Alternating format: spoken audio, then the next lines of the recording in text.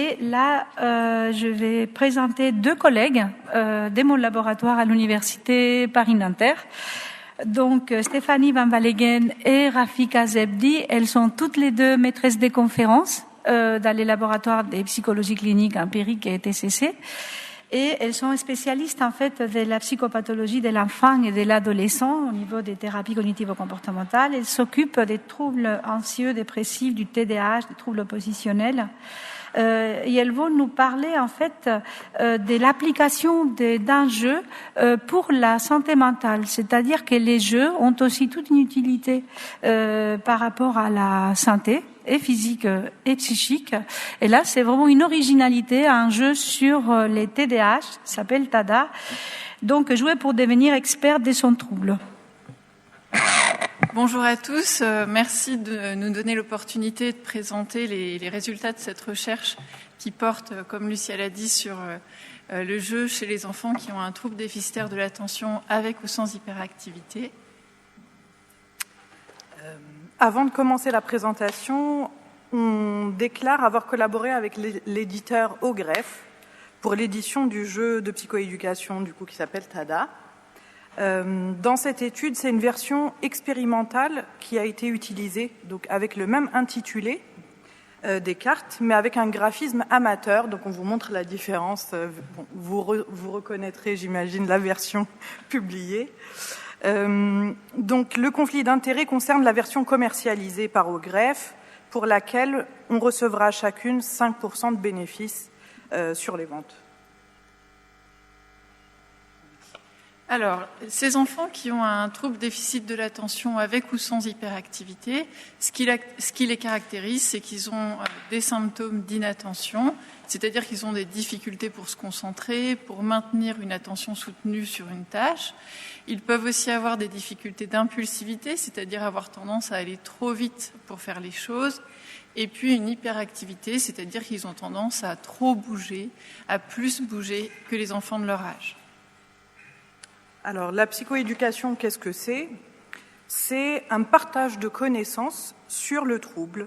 Donc ici, ça sera sur les symptômes du trouble déficitaire de l'attention avec ou sans hyperactivité. Mais c'est aussi un partage sur les stratégies de gestion, en fait, de ce trouble-là. La psychoéducation a été validée scientifiquement. Il y a des études, donc on en cite une. Et on voit grâce à ces études que ça permet une amélioration de la gestion des symptômes et du TDAH et la baisse du stress au quotidien. L'objectif de notre étude est de valider un support de psychoéducation commun aux enfants qui ont un TDAH et à leurs proches, puisqu'habituellement ces publics vont bénéficier en fait d'interventions qui sont différenciées. Alors, ce jeu de cette famille comporte donc deux familles qui portent sur les symptômes du trouble, donc une famille inattention, une famille impulsivité, hyperactivité, une famille point fort, puisque l'idée c'est que l'enfant puisse intégrer dans la représentation de soi ses points forts, et puis 4 familles centrées sur les stratégies, donc une famille stratégie pour canaliser son énergie, une famille stratégie pour se concentrer, une famille coup de pouce de l'entourage, et puis une famille stratégie pour réguler ses émotions. Alors, en plus des 42 cartes que Stéphanie vient de vous présenter, on a également créé 42 cartes à personnaliser pour que les joueurs puissent inclure des expériences ou des situations plus personnelles, comme par exemple certains de leurs symptômes, ou encore comme des stratégies en fait, qu'ils utilisent dans leur quotidien pour gérer leurs troubles.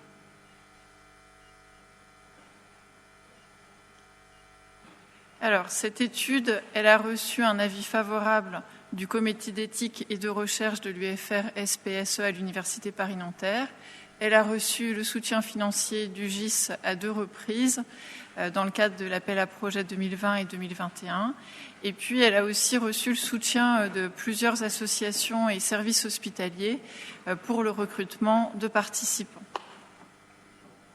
Alors, dans l'étude, on débute par une phase en fait, d'évaluation suivie par une phase contrôle où les participants poursuivent leur quotidien sans changement particulier pendant 4 semaines. À la fin de la phase contrôle, ils sont réévalués, puis débute la phase test, durant laquelle ils sont invités à jouer pendant 4 semaines, au moins une fois par semaine. Puis, à la fin de la phase test, ils sont réévalués. Donc, ces 3 temps, T0, T1 et T2, vont nous permettre en fait une comparaison et vont permettre aussi de vérifier que les résultats ne sont pas liés au hasard. Alors, actuellement, on a inclus 26 enfants âgés de 7 à 13 ans et 24 parents, puisqu'il y avait 2 fratries.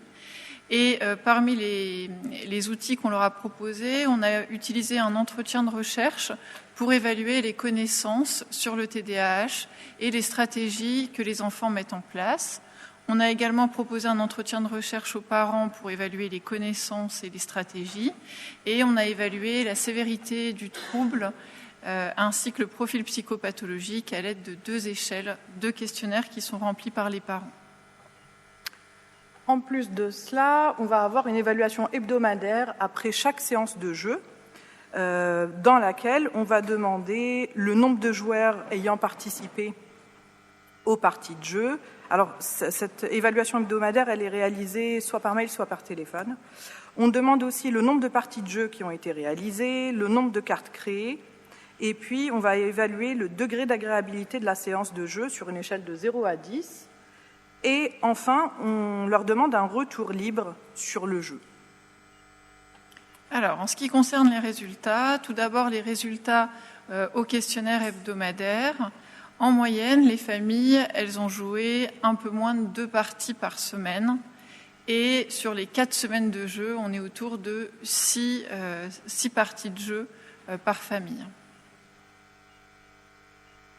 Alors, ils étaient en moyenne, presque 3, 2,8, à jouer dans les parties, et ils évaluent l'agréabilité des parties de jeu à 7,4 sur 10. Et en moyenne, ils ont créé à peu près 1 carte, sachant que c'était assez variable selon les familles, avec des familles qui n'ont pas du tout créé de carte, et puis des familles qui ont créé jusqu'à 6 cartes. Donc 6 nouvelles cartes pour le jeu. Alors là, on vous montre des exemples de cartes créées par les participants. Donc, on a par exemple un enfant qui ajoute le fait d'être dans les nuages pour décrire les symptômes de son inattention.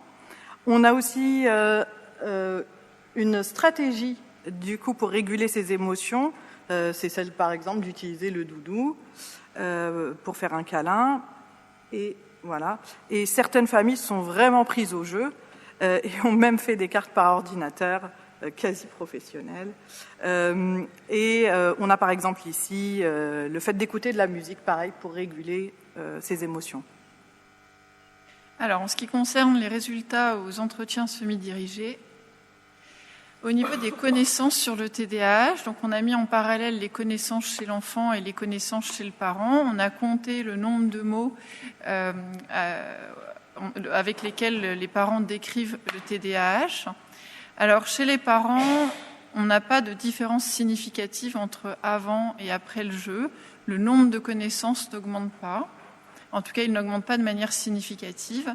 Et chez les enfants, par contre, on observe une différence significative entre avant l'étude à T0 et après les 4 semaines de jeu à T2. Mais on voit que cette description, elle reste limitée parce que quand on regarde les moyennes, en moyenne à T0, ils décrivent avec un seul mot le TDAH et à T2, ils décrivent avec 2 mots. Et en fait, on a des enfants qui disent aux 3 temps, je ne pourrais pas te le décrire. Donc ça reste difficile pour eux d'associer des connaissances sur le TDAH et de pouvoir décrire le trouble. En ce qui concerne les stratégies du point de vue des parents, ils perçoivent une augmentation des stratégies chez leurs enfants entre le T1 et le T2, donc avant et après avoir joué. Aucune différence n'est trouvée entre le T0 et le T1. Et en ce qui concerne les parents eux-mêmes, ils décrivent plus de stratégies entre le T0 et le T1, et également entre le T1 et le T2. C'est-à-dire, avant de jouer, il y a déjà quelque chose qui apparaît, et ça se poursuit, du coup, avec le jeu. Et on peut faire l'hypothèse que peut-être c'est le fait de s'engager dans l'étude, ça permet d'enclencher une amorce de changement déjà. Alors, du point de vue des enfants, quand on les interroge sur les stratégies qu'ils mettent en place, là aussi, on a une amélioration entre le T0 et le T2, puisqu'ils passent de moins d'une stratégie à un peu plus d'une stratégie. Et quand on leur demande quelles sont les stratégies que tes parents mettent en place, par contre, on n'a pas de changement entre avant et après le jeu. Il n'y a pas, pour eux, ils ont du mal à voir quelles sont les stratégies que leurs parents mettent en place pour les aider. Alors, on va aborder maintenant les résultats aux échelles et aux questionnaires. Alors, ça indique que les enfants présentent toujours des symptômes du TDAH. Donc, mais on observe une baisse significative de ces symptômes entre le T1 et le T2. Alors, cette baisse des symptômes, la deuxième échelle, l'échelle de Brown, elle nous permet de comprendre qu'est-ce qui fait qu'on a une petite amélioration au niveau de l'échelle générale sur les symptômes du TDAH. En fait, cette amélioration, elle se situe au niveau de l'attention et des fonctions exécutives. Donc, les fonctions exécutives, ce sont les capacités pour s'adapter à une tâche nouvelle et complexe. Et plus spécifiquement, on a deux facteurs qui sortent significatifs. L'échelle de focus, qui est la capacité à focaliser son attention sur une tâche. Donc, cette échelle, en fait, on observe qu'il y a un changement significatif entre avant et après le jeu. Et puis, l'échelle d'effort, qui est la capacité à maintenir un effort sur une tâche. Et là, on voit qu'on a déjà une amélioration pendant la phase contrôle, et puis à nouveau une amélioration pendant la phase de jeu, suite à la phase de jeu. Et en fait, on fait l'hypothèse que cette amélioration dès la phase contrôle, elle est probablement liée à un facteur de motivation. Ils sont déjà probablement, le fait de rentrer dans l'étude, de commencer l'étude, les amène probablement à être motivés pour faire des efforts et pour essayer de changer les choses. Alors, pour ce qui est des problèmes internalisés qu'on a évalués également, c'est-à-dire les problèmes internalisés, c'est ce qui est ressenti par la personne, par exemple l'anxiété, la dépression, tristesse, stress, etc. Là, on ne repère aucun changement significatif. Pareil pour les troubles externalisés, c'est-à-dire troubles du comportement, agitation, agressivité, etc. Pareil, on n'observe aucune différence significative. Alors, au total, ce qu'on observe, c'est que les familles ont participé régulièrement au jeu. Elles ont, pour certaines, créé des cartes. Globalement, elles ont trouvé l'expérience agréable et elles ont trouvé que c'était agréable de jouer avec leur enfant et que ça a été l'occasion de vraiment échanger sur le TDAH. Au niveau des connaissances sur le TDAH, comme on est sur un jeu de psychoéducation, on voulait évaluer à quel point les connaissances sur le jeu augmentent. Il n'y a pas d'augmentation significative chez les parents. Par contre, il y a une augmentation significative chez les enfants des connaissances, sachant que cette étude, elle s'est faite dans un contexte uniquement familial, sans psychothérapeute. Donc, on a simplement donné le jeu aux parents et on leur a demandé de jouer, mais sans consigne, sans leur demander de retenir ou d'apprendre quelque chose. La seule consigne, c'était d'avoir une séance de jeu par semaine pendant 4 semaines. Donc, on a vraiment mesuré un apprentissage implicite sans demande d'apprentissage. Donc, il faut savoir aussi que ce sont des familles qui étaient toutes suivies dans des centres médico-psychologiques ou des services hospitaliers de soins. Donc, c'est des parents qui étaient plutôt bien informés déjà sur le TDAH. Donc, c'est des familles qui avaient déjà un accès aux soins. Donc, ce qui peut expliquer finalement qu'on n'ait pas d'augmentation des connaissances, c'est peut-être que les parents ont déjà beaucoup de connaissances. Après, on souhaite encore continuer l'analyse de discours, parce que ce qu'il apparaît, mais là on n'a pas de résultats statistiques pour le dire, c'est uniquement une piste. Ce qu'il apparaît quand même, c'est que les réponses sont plus structurées et qu'il y a moins et sont un peu plus spécifiques dans le sens où vraiment ce qui relève du TDAH est apporté par les familles et ce qui pourrait relever d'autres troubles associés est écarté dans la définition au 3e temps. Au niveau des stratégies, quand on interroge les parents, ils Ils décrivent plus de stratégies après avoir joué qu'avant avoir joué. Donc, ils mettent en place de nouvelles stratégies après avoir joué. Et ils observent chez leurs enfants la mise en place de ces nouvelles stratégies. Quand on interroge les enfants, ils décrivent, eux, plus de stratégies en T2, donc après avoir joué. Par contre, donc, ils perçoivent pas de changement chez leurs parents. Et en fait, ils sont un petit peu étonnés de la question quand on leur demande qu'est-ce que tes parents mettent en place pour t'aider à gérer le TDAH. Et en fait, leur réponse, en tout cas, c'est surtout d'ailleurs la réponse des plus jeunes, qui disent, plusieurs enfants nous ont dit, les seuls qui peuvent m'aider, c'est les spécialistes. Et donc, ils étaient un petit peu surpris par notre question, en disant, mes parents, c'est pas des spécialistes du TDAH, donc c'est pas eux qui peuvent m'aider. Donc, il n'y a pas forcément cette attente d'aide. Or, le jeu a cette volonté, justement, de pouvoir amener à ce que la famille soit coup de pouce et puisse aider l'enfant. Alors, comme nous l'avions dit précédemment, les symptômes du TDAH sont toujours présents. Notre jeu ne soigne pas le TDAH. Mais en revanche, on observe une diminution qui est significative, une baisse des signes après la phase de jeu.